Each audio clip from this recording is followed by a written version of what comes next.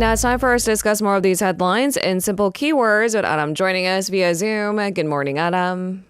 Good morning, Lena, and happy Friday to you. Happy Friday. We've made it. It's a tiring week. A lot happened just maybe less than a week ago. Joe Biden decided to drop out of the presidential race. And then the heat just kind of continued for us, and the PPP got a new chief. That's all within a week. Yeah. All within a week. It's been hot and rainy at the same time as well. So, weather-wise, it's not been the best of conditions also. So, I mean, hopefully a better week next week. Really? Yeah. It's still monsoon season, but we'll wait and see. I'm glad your glass is half full kind of attitude this morning. Yeah. It's always best to be half full. Yeah. All right, let's get started. We're going to start out our keyword news portion of the day as we highlight some major headlines for you. This is our first pick of the day. Support measures. So President Yoon has stressed the importance of supporting local governments to address Korea's low birth rate problem. He was speaking in a meeting with local government officials. What was discussed at the sit-down? Right, so he said that reducing the population decline is crucial for the country's future. He stressed that rapid population decline could impact the economy, security, and society as a whole. He stated that local governments need more authority and resources to tackle the low birth rate effectively. He believes that if regions thrive, the low birth rate issue could naturally improve. Now, he also highlighted the need to address labor shortages due to an aging society and low birth rates. He suggested creating conditions for foreign workers and students to integrate into local communities and contribute to the economy. He noted that in agricultural and rural areas, foreign workers and those with specialized visas are helping alleviate labor shortages and boost local economies. Additionally, he noted that foreign caregivers can ease the burden on families with, of course, childcare and housekeeping. And he acknowledged the various support policies for foreigners, but pointed out the need for improvements. And he called for active participation from local governments to help international students and workers find employment. He instructed the government to thoroughly review all policies proposed by local leaders as well. Of course, not everything can be done by the central government. Each region has their own distinct kind of characteristics and needs as well, and they certainly did voice them during this meeting.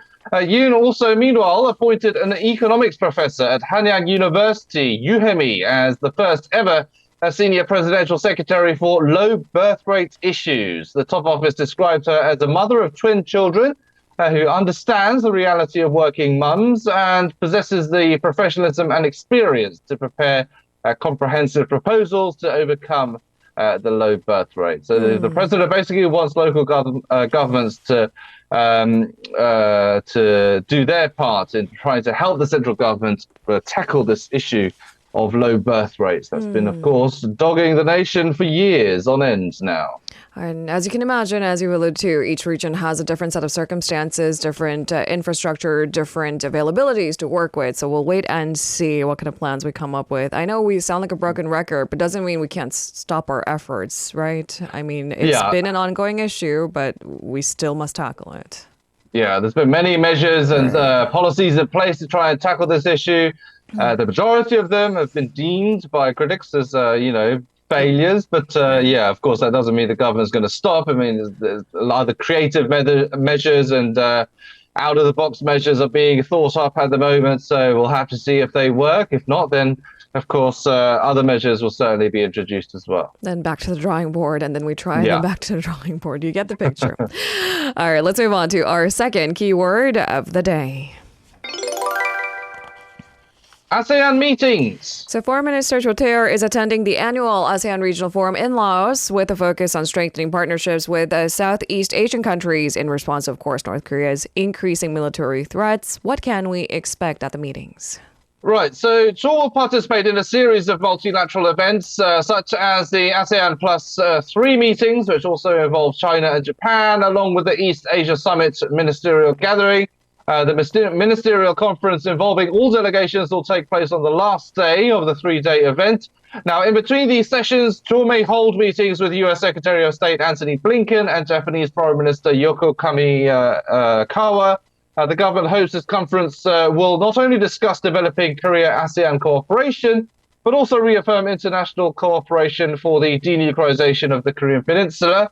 Seoul aims to gather more understanding and support for South Korea's North Korea policy. Now, especially at the East Asia Summit and ASEAN Regional Forum, where countries like the US, Japan, China, and Russia will be present, discussions are expected to be intense about the Korean Peninsula, the South China Sea, and of course the Ukraine as well. South Korea plans to issue a strong statement condemning North Korea's recent provocations, such as launching trash balloons and the growing military ties between North Korea and Russia. It is expected that North Korea and Russia will counter South Korea's statements, continuing the pattern that has been seen in past international platforms, of course, like the UN Security Council. The ARF is the only regional multilateral security forum, actually, that North Korea actually participates in, making it a rare occasion where both Koreas are present. But since 2019, Pyongyang has been sending ambassador-level representatives, instead of the foreign minister. The same might happen this year. That's because Choi Sun-hee is hosting the Belarusian foreign minister in Pyongyang. Now, the final statement issued at the end of the ARF will be, of course, closely watched to see if it includes warnings about North Korean provocations and military cooperation with Russia. However, given that Laos, a North Korean ally, is chairing and hosting this year's meeting and is marking the 50th anniversary of diplomatic relations with North Korea, it might be challenging for South Korea to get strong wording included in the statement. So it might not face only resistance from North Korea and Russia, but also Laos and other kind of close allies or partners of North Korea and Russia as well. So we'll have to see what kind of statement comes out. All right, and on to our third keyword this morning. The ruling party is pushing for a pretty significant inheritance tax revision. This is our third keyword of the day. Tax breaks. So the government has announced a revision of the inheritance tax structure in Korea, the world's one of the largest. The first such overall in 25 years. This is part of a tax code revision bill that includes tax credits for marriage and childbirth. Tell us the details. Yeah, so it's quite a vast revision bill. It's going to be revising a total of, I think, 15 areas of the tax code. I won't go into details in all of them, just to summarize some of the key highlights. The revision was announced by Finance Minister Choi Sang-mok. He emphasized the need to reflect the changed economic conditions, such as changes in asset values and inflation. The top inheritance tax rate will be reduced from 50% to 40%. The tax base will also be simplified from 5 brackets to 4 as well. So overall, it means it's going to be more beneficial to more people. For newlyweds who register their marriage over the next 2 years, including this year to 2026, basically, each person will be given a tax credit of 500,000 won. The government will also be revising the child tax credit, already in place, raising it by 100,000 won. The revision also introduces a substantial increase in the child deduction limit, raising it from 50 million won to 500 million won to provide greater benefits for families with multiple children. Now, changes to the comprehensive real estate tax will not be included. This is due to the significant reduction that was made in 2022 and the current volatility in the real estate market. So they're holding out on that for the moment. The government is also pushing to abolish the highly disputed financial investment income tax on retail investors. Cryptocurrency taxation will also be delayed by 2 years as well. The bill will be submitted to the National Assembly in September. These revisions could actually take effect starting next year. Also, tax exemptions for eco-friendly cars, such as electric and hydrogen vehicles, which were set to expire this year, will be extended until 2026. However, the tax exemption for hybrid cars will be reduced, actually, from 1 million won to 700 million won. The plan is expected to reduce, of course, tax revenue by approximately 4.4 trillion won over the next 5 years, which could cause concerns. However, the government projects that economic recovery later this year will improve revenue conditions and offset this reduction. All right, we'll wait and see. Let's move on to our fourth keyword of the day. E-commerce inspection.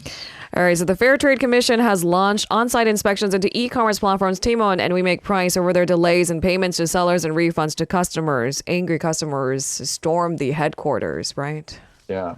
Yeah, so there were over 100 kind of consumers. You can see them in the building of We Make Price. The CEO had to come out himself and issue an apology, and he met with some of the customers as well.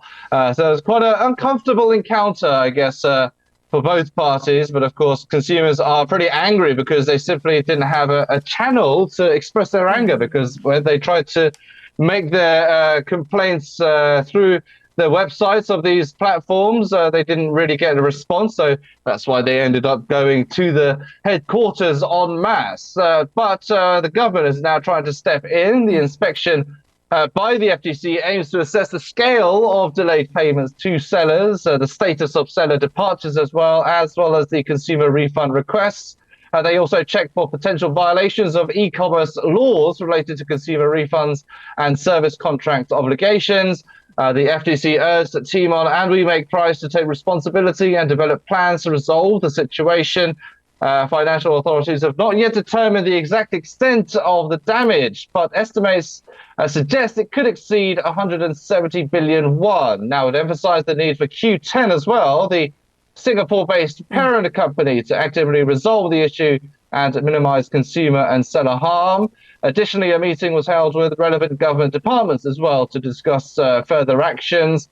The FTC chairman, Han Gi-sung, said the commission will investigate whether the companies are processing refunds to customers properly. He mentioned setting up a dedicated team at the Korea Consumer Agency as well to handle collective dispute resolutions and coordinating with financial authorities to prevent further damage. Now, both platforms are in the process of offering refunds to customers, though the timeline for completing these refunds, of course, remain uncertain. So, yeah, this means that consumers are trying to, speed up